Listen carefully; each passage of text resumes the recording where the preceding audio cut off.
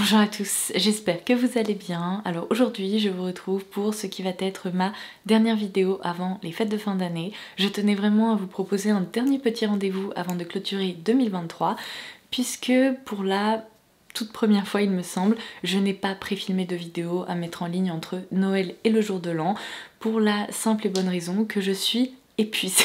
Voilà, je ne sais pas ce qui se passe en cette fin d'année, mais la fatigue m'est littéralement tombée dessus et j'ai l'impression que c'est un sentiment qui est assez généralisé puisque toutes les personnes avec qui j'ai pu échanger ces 2-3 dernières semaines m'ont expliqué qu'elles étaient au bout du rouleau.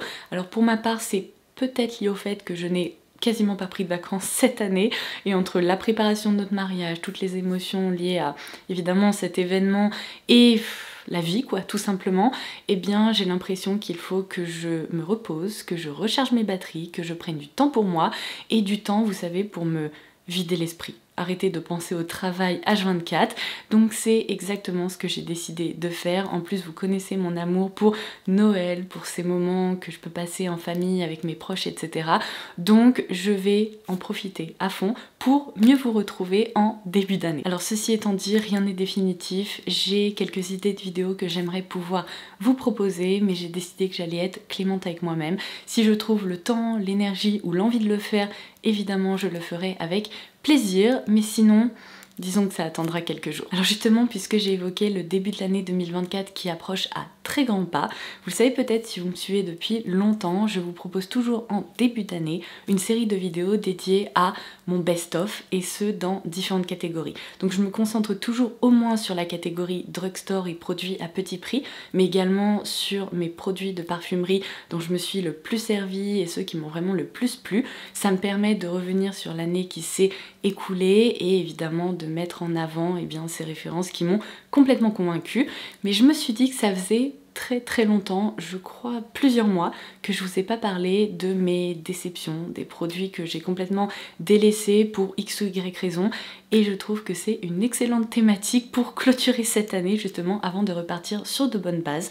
Donc j'ai juste à côté de moi une sélection de produits qui n'ont tout simplement pas fonctionné pour moi. Je vais vous expliquer pourquoi. Ça ne veut pas dire qu'ils ne vous plairont pas, mais les raisons que je vais vous donner vont peut-être vous éviter des achats inutiles ou des achats qui finalement ne vous correspondraient pas. J'aime beaucoup vous proposer ces vidéos parce que autant j'adore vous parler de ce qui me plaît, mais j'aime aussi vous parler de ce qui ne me plaît pas ou de ce dont je n'arrive pas à me servir parce que c'est sincèrement tout aussi utile. Donc bien écoutez, c'est parti pour cette toute dernière vidéo. Alors je vais commencer par ce produit et alors là j'imagine que beaucoup d'entre vous sont en train d'écarquiller les yeux puisque je vous ai beaucoup parlé ces dernières semaines des Odyssey Lip Oil Gloss de chez Milk Makeup que j'ai complètement adopté. Alors vous allez me dire, mais pourquoi tu inclus un produit que tu aimes et que tu utilises dans une vidéo flop? Eh bien tout simplement parce que je vous parle de cette teinte en particulier. Autant toutes les couleurs qui sont proposées dans la gamme m'ont complètement convaincue, je les porte et je les adore. Il s'agit d'une texture, si vous voulez, qui s'apparente à celle d'un gloss mais qui est beaucoup moins collante, qui est aussi un peu hybride avec une huile à lèvres et surtout ce que j'adore avec ces produits c'est que lorsque les pigments disparaissent un peu et la couche glossy s'estompe, il reste un côté hyper émollient et confortable sur la bouche et notamment pour l'hiver je trouve ça hyper confortable parce que quand il y a du vent et qu'il fait froid les lèvres restent hyper souples. Donc cette teinte en particulier qui ne m'a pas plu c'est la Soul Search qui se présente comme ceci. C'est tout simplement un rose pastel qui a tendance à beaucoup plus marquer les lèvres. Je trouve que le rendu est moins homogène qu'avec d'autres teintes. Pour être tout à fait honnête, il y a une autre teinte que je n'arrive pas trop à porter, mais ça je pense que c'est hyper personnel, c'est la bleue, puisque franchement dans mon quotidien, je n'ai jamais la possibilité ou l'occasion de porter une bouche bleue tout simplement. Les reflets sont un petit peu trop présents, mais si vous voulez son rendu est plutôt joli, homogène. Si vous aimez ces couleurs qui sortent de l'ordinaire, c'est une teinte que je peux vous recommander. Par contre malheureusement ce n'est pas le cas avec ce rose bébé, je trouve vraiment que c'est la teinte la moins réussie de cette gamme. Donc faites attention, si vous avez envie de tester ces produits, ne vous tournez pas vers cette teinte là parce que elle risque de vous décevoir et elle n'est pas à la hauteur des autres teintes selon moi. Alors puisque je suis lancée sur le sujet des huiles pour les lèvres, je vais également vous parler de celle-ci. C'est la référence Glow Easy qui est proposée par la marque de K-Beauty, I Do Care. Cette marque risque de vous dire quelque chose puisqu'on l'a déjà évoqué sur la chaîne. J'adore leurs masques pour le visage, mais vraiment je suis fan. Je vous en laisserai quelques-uns à l'écran. J'adore notamment la référence bleue qui me rappelle les gâteaux Funfetti. En termes d'odeur, ça me rappelle, vous savez, la crème qu'on retrouve entre les biscuits Oreo. C'est délicieux, c'est un masque qui sent bon, qui est fun, la texture est hyper agréable et en plus il est très hydratant, nourrissant, réconfortant. Donc je m'en suis beaucoup servi. Il y a également d'autres références, je pense notamment au masque au matcha qui possède une texture verte qui est beaucoup plus fouettée. Bref, il propose des produits qui sont à la fois fun, sensoriels et efficaces. Donc je me suis dit que j'allais tester une autre catégorie de produits et malheureusement ce produit-là n'a pas du tout fonctionné pour moi. Je vais essayer de vous expliquer pourquoi. Alors c'est une petite huile pour les lèvres qui se présente comme ceci, dans un petit packaging qui est assez fun, assez coloré. Et en fait, la teinte que vous voyez là juste ici, lorsque vous déposez le produit sur vos lèvres, eh bien il est complètement transparent. Donc au début je me suis dit, ah c'est cool, c'est une petite huile qui permet juste de rehausser les lèvres. Bon, malheureusement en fait, en quelques minutes, le produit se transforme en une teinte fuchsia, mais fuchsia genre néon. Et je trouve qu'avec ma carnation, ça fonctionne pas trop, c'est pas vraiment l'effet que j'espérais obtenir, mais bon, en mettant cette couleur de côté, puisque c'est pas du tout violet, un peu raisin comme ça, c'est juste rose pétard, et bien ce qui me dérange le plus avec ce produit, c'est que comme la plupart des produits, vous savez, qui permettent de booster un peu le volume de vos lèvres, et bien il ne pique pas, il ne brûle pas, par contre au bout de quelques minutes, j'ai l'impression d'avoir la bouche complètement anesthésiée. À tel point que lorsque j'essaye de parler, j'ai l'impression que je n'y arrive plus. Mes lèvres, j'ai l'impression que vous savez, elles bougent au ralenti comme dans un film. Je n'arrive plus à les sentir et ça me dérange énormément parce que déjà je me dis mais qu'est-ce qu'ils ont mis là-dedans pour que je ressente ça? Mais en plus c'est une sensation qui est hyper désagréable. Si vous n'aimez pas ressentir ce genre d'effet justement sur la bouche, n'optez surtout pas pour cette référence parce que vous allez avoir une sacrée surprise. Alors ensuite, vous le savez, tout au long de l'année, je vous propose des vidéos dupes et j'essaye évidemment de réunir des références qui correspondent tout à fait à la texture, au rendu et aux différentes couleurs de produits qui sont proposés en parfumerie, mais à des tarifs bien plus abordables.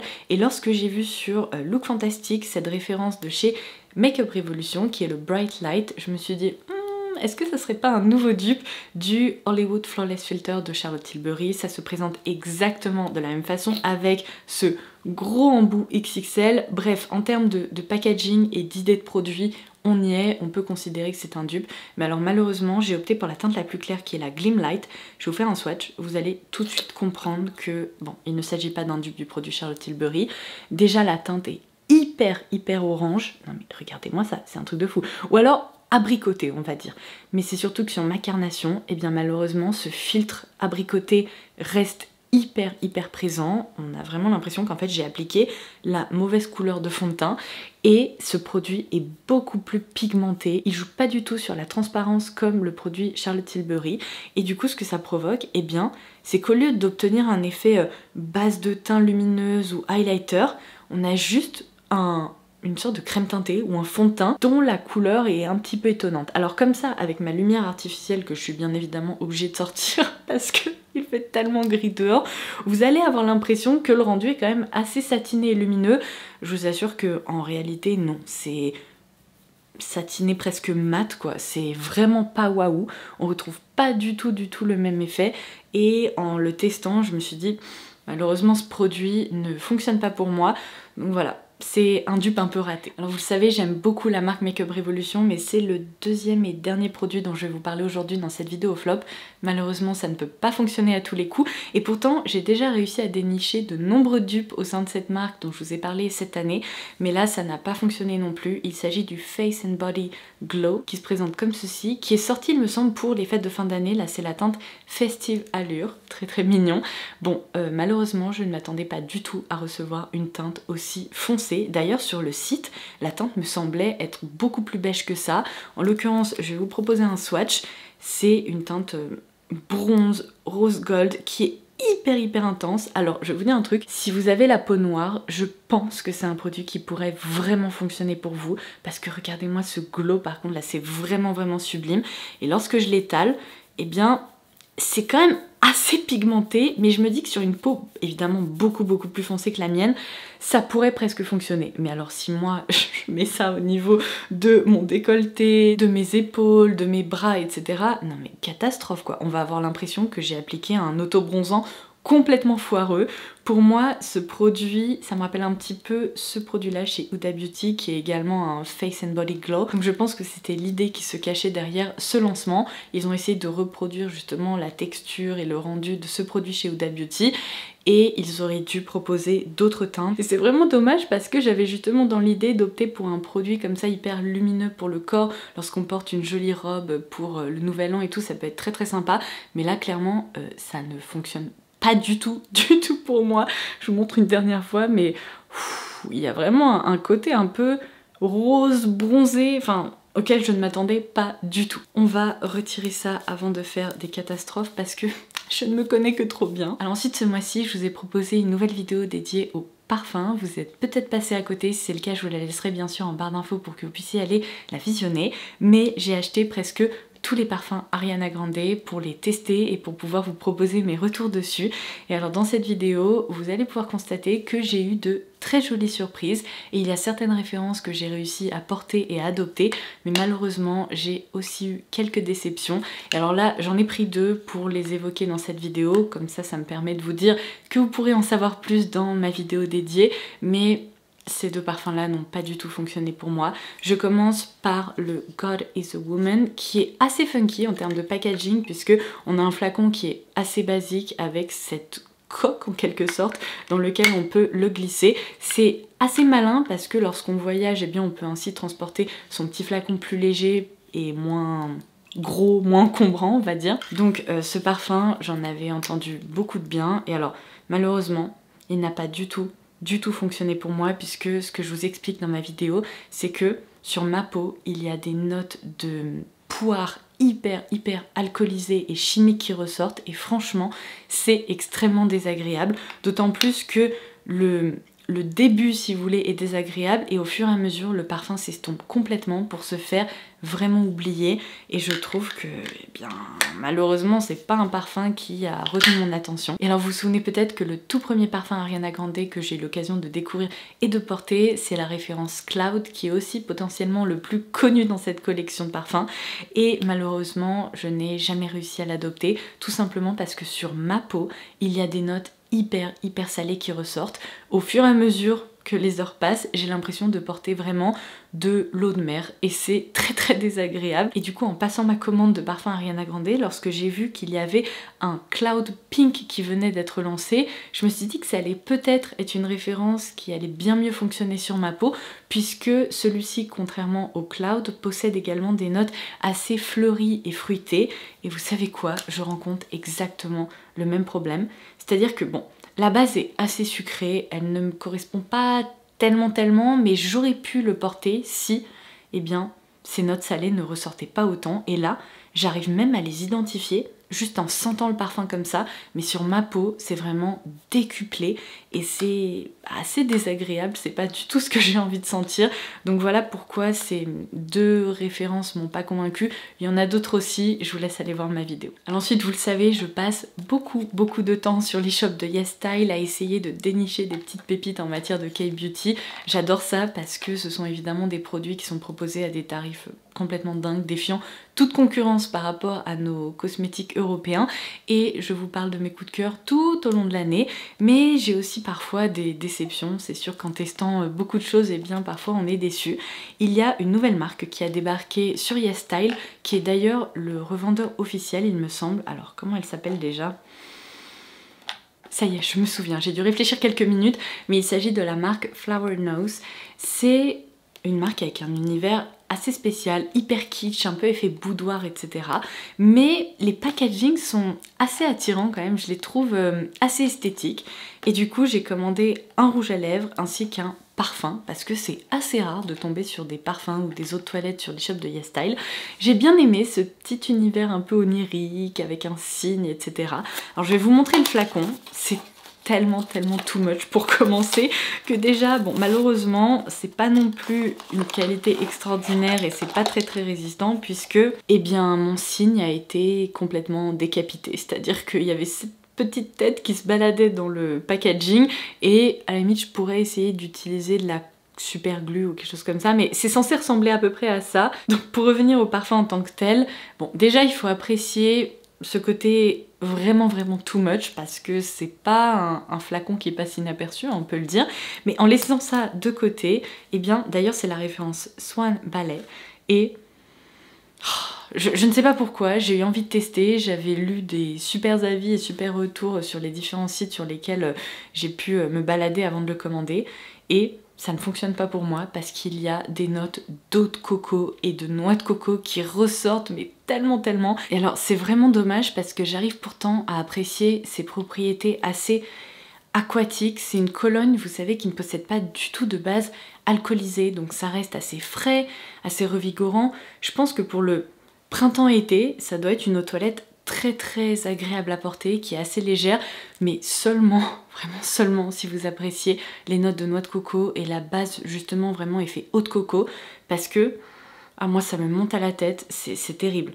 Pourtant, je trouve pas ça hyper désagréable, mais lorsque je porte ça, je peux pas, j'y arrive pas, donc bon, malheureusement pour moi c'est un fail à garder en tête si jamais vous tombez sur cette marque.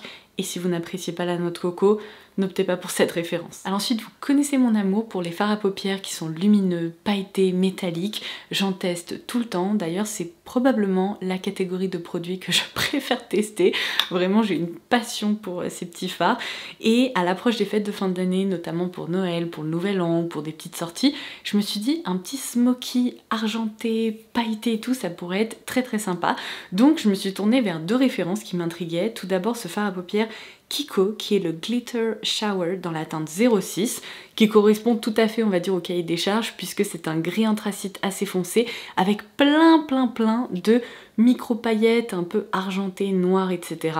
Bon bah, j'ai essayé de me servir de ce fard, mais malheureusement, il tombe dans la catégorie des fards qui sont assez épais. Vous voyez, quand on le prélève, eh bien ce n'est pas lisse, c'est pas doux, c'est un fard qui est un peu épais, qui fait beaucoup de chutes. On le voit d'ailleurs, là j'imagine que vous allez pouvoir constater ça, mais il y a comme des petites miettes au niveau du swatch, tout simplement parce que la texture n'est pas assez fine et ce sont vraiment pas des fards que j'apprécie travailler. Déjà parce qu'on y passe une plombe, mais ensuite parce que ça fait énormément de chutes et surtout avec une teinte comme ça qui est foncée, ça se voit immédiatement, c'est pas facile en fait à adopter au quotidien, donc malheureusement eh bien ça n'a pas fonctionné pour moi et cette gamme du coup je suis pas sûre que je lui redonnerai sa chance parce que j'aime pas, vous savez, cette texture hyper friable. Et alors ensuite, dans le genre ça fonctionne pas du tout non plus, c'est le Jewel Vinyl de chez Illamasqua que j'ai trouvé sur Look Fantastic. Alors là la base est trop belle, c'est un concentré de paillettes argentées mais un peu de la même manière. C'est très friable, ça fait des chutes à gogo et alors comme ça on peut se dire oh mais waouh c'est incroyable, c'est d'ailleurs beaucoup plus lumineux que le fard Kiko. Le problème c'est que je vais essayer de vous montrer ça. Voilà, en gros le rendu n'est absolument pas homogène. Pour réussir à recouvrir votre paupière avec cette texture, et ben bon courage et bonne chance parce que il y a une base très légèrement gélifiée mais pas épaisse, seulement en gros les paillettes n'arrivent pas, si vous voulez, à se déposer correctement sur votre peau. D'ailleurs regardez, il en reste sur mon doigt parce que ça colle un peu mais pas suffisamment, du coup on se retrouve aussi avec une tonne de chutes et alors vraiment le rendu n'est pas à la hauteur quoi, c'est impossible de l'appliquer de façon homogène. Il y a des trous qui commencent à se former sur votre paupière et alors plus vous en appliquez, plus il y a un côté épais, friable et tout. Bref, ces deux fards là, enfin en tout cas ces deux catégories de fards, je vous les recommande pas parce que j'ai tout simplement pas réussi à m'en sortir. Oh là là, et alors le démaquillage, j'avais oublié cette étape absolument atroce. Vous avez juste l'impression de déplacer les paillettes dans tous les sens. Et du coup, la toute première fois justement où j'ai porté le fard Illamasqua, je suis allée me coucher, je pense que je ressemblais encore à une boule disco parce que j'en avais partout sur le visage, ça ne veut pas se décoller. Non mais Je pense que je vais en retrouver justement encore d'ici quelques jours des petites paillettes. Alors ensuite vous allez peut-être reconnaître cette référence puisque je l'avais évoquée dans ma vidéo crash test de la marque Dear Dahlia. Il s'agit du Eye Sequence Liquid Eyeshadow dans la teinte Goddess qui est hyper jolie à observer comme ça. C'est une autre catégorie de fard lumineux puisque là bien évidemment on est sur une texture liquide ou crémeuse, mais malheureusement je retrouve un peu les mêmes problèmes qu'avec les fards poudre que je viens de vous montrer, c'est-à-dire que la texture est assez épaisse sur la paupière, ça se voit, ça crée, vous savez, presque un effet un peu craquelé qui est pas très joli. J'ai du mal à la répartir pour obtenir un effet vraiment homogène. Ça a tendance à laisser un peu des stries, des traces et tout. Je sais pas si ça pourra bien s'observer là en swatch, mais en plus il faut garder en tête que le dos de ma main est bien plus lisse et homogène, donc les fards ont tendance à se répartir plus facilement que sur une paupière qui est bien évidemment plus striée, la peau est plus fine, elle bouge beaucoup plus aussi, et du coup je trouve que cette texture n'est pas adaptée à une paupière tout simplement. Voilà pourquoi j'ai finalement été assez déçue de ce fard-ci. Alors ensuite je continue avec quelques blushs. Tout d'abord une référence chez Physicians Formula, et pourtant vous connaissez mon amour pour cette marque.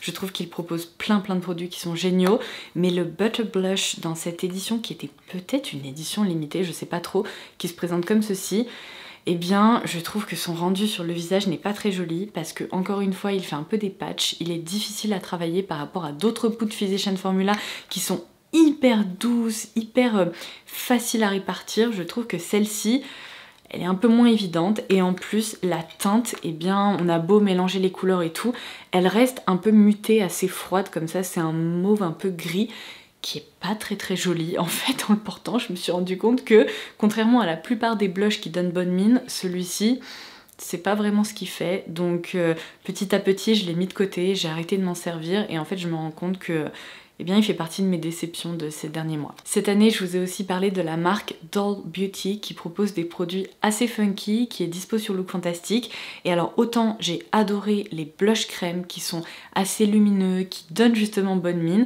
autant j'avais commandé ce truc mais parfois je me dis mais qu'est-ce qui te passe par la tête. Il s'agit du Pretty Fly Glow qui me rappelle la chanson de The Offspring, donc c'est le seul point positif parce que je crois qu'on l'avait testé ensemble.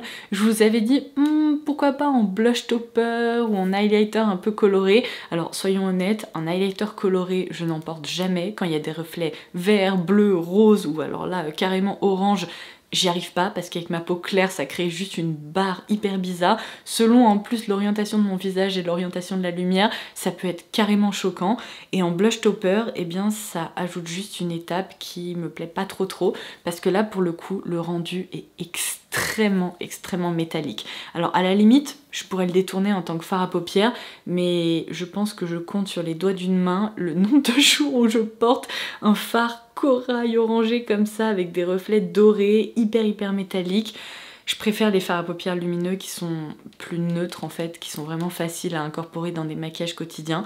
Donc là pour le coup la texture est fine, elle se répartit bien, mais j'ai l'impression lorsque je le porte que c'est juste une teinte orgasme grâce à ces reflets complètement dorés, mais avec une base beaucoup plus orangée. Donc si ça pourrait vous plaire, eh bien voilà, une recommandation, mais sinon franchement n'optez pas pour ce produit là parce que très vite vous risquez de vous en lasser, c'est too much en fait. Et sur le visage, le côté très métallique, je trouve que c'est assez difficile à porter en fait. Et alors pareil, j'ai juste ici deux petits produits de la marque Dear Dahlia, ce sont les blush duo. Alors je me souviens que dans ma vidéo crash test, je vous avais dit que j'étais moyennement convaincue, tout simplement parce que d'un côté on a un blush mat et de l'autre on a un blush avec plein de micro paillettes qui ont été intégrées à l'intérieur. Je vous avais expliqué que les micro paillettes, surtout au niveau des joues, autant les yeux ça me dérange pas du tout, autant sur les joues ça fait un peu maquillage de petite fille de 8 ans qui commence à expérimenter, qui s'amuse un petit peu avec les textures. Et là, c'est d'autant plus visible puisque ce blush-là est un petit peu moins pastel et celui-ci est plus pigmenté et les petites paillettes ressortent encore plus. Elles sont vraiment un peu dorées, un petit peu plus... Pourquoi il y a un poil de chat? Et un petit peu plus épaisse. Donc pour cette référence-ci, eh bien j'ai très vite constaté que la teinte était trop pastel. Même sur ma peau hyper blanche, eh bien elle a du mal à ressortir. Donc finalement, il ne me reste plus que la teinte pailletée que je n'arrive pas à porter. Et pour celui-ci, eh bien encore une fois, la teinte pailletée, j'ai pas réussi à l'adopter. À la limite, ce blush-là, il peut être joli, mais franchement pas transcendant. Le format était mignon, le concept était sympa, mais l'exécution un peu trop pastel, un peu trop pailleté, bref. Franchement, je trouve pas que ce soit la meilleure référence chez Dear Dahlia. Je vais également me séparer de ce fond de teint qu'on avait crash testé ensemble. Il s'agit du Soft Matte Complete Foundation chez NARS. J'étais hyper excitée à l'idée qu'un fond de teint puisse rejoindre cette gamme Soft Matte puisque j'adore le Soft Matte Complete Concealer. La texture est très fine, elle se répartit bien, elle est agréable à porter, mais malheureusement, je ne peux pas en dire autant pour le fond de teint. Si comme moi, vous avez une peau sèche à tendance déshydratée, il marque énormément. J'ai essayé plein de combinaisons différentes. J'ai essayé de porter des sérums très hydratants, des crèmes, vous savez, qui permettent vraiment de galber la peau, galber le visage de façon à éviter que ce fond de teint se sépare et craque, il fasse des patchs, etc. Et malgré toute la préparation skincare du monde, le rendu, surtout après quelques heures et en fin de journée, n'est pas ce que j'attends d'un fond de teint sur mon visage. Donc il est un peu trop épais, un peu trop mat. Malheureusement, il ne me correspond pas. Et bien voilà, c'est tout ce dont je souhaitais vous parler aujourd'hui. J'espère que tous ces retours auront pu vous être utiles et que cette vidéo vous aura plu. Il ne me reste plus qu'à vous souhaiter une très belle fin d'année 2023. Si vous fêtez Noël, je vous souhaite évidemment un très joyeux Noël. J'espère que vous le passerez bien entouré avec vos proches et votre famille. Si vous faites partie des gens qui ont un peu de mal avec cette période, que vous avez toujours tendance à chercher certains visages qui manquent à l'appel, sachez que je sais vraiment ce que vous ressentez et je vous envoie tout mon soutien, je vous embrasse très fort et je vous fais un gros câlin à travers l'écran. Je vous souhaite aussi évidemment de passer un joyeux réveillon, une bonne nouvelle année. On se retrouvera, comme je vous le disais, normalement dès le début de l'année 2024 avec beaucoup plus d'énergie de mon côté et je continuerai de vous accompagner, de vous changer les idées et de vous proposer, je l'espère, tout plein de petits contenus qui vous plairont. Je tenais aussi à vous remercier, mais du fond du cœur, d'avoir été là durant toute cette année 2023. Merci de m'avoir épaulée, accompagnée, écoutée. Vous êtes tout simplement les meilleurs. Donc sur ce, je vous embrasse. Prenez bien soin de vous. Optez pour des activités mais au top, qui vous donnent le sourire, qui vous permettront de profiter au maximum de cette petite parenthèse un peu plus festive en cette fin d'année. Et c'est tout. Je vous embrasse et je vous dis à très vite. J'ai hâte de vous retrouver. Bye bye!